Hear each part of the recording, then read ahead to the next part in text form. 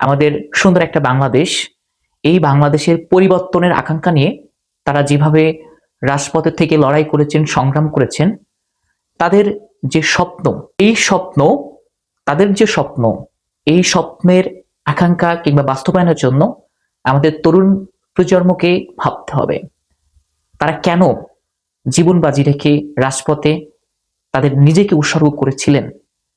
তাদেরকে আমাদের মনে রাখতে হবে এবং আমাদের তরুণ প্রজন্মকে চিন্তা করতে হবে যে তারা কেন আমাদের জন্য রাজপথে নেমেছিলেন।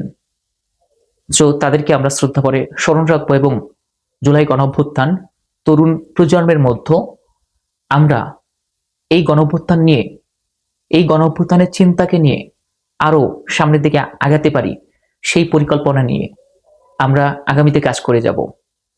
সবাই ভালো থাকবেন। ধন্যবাদ।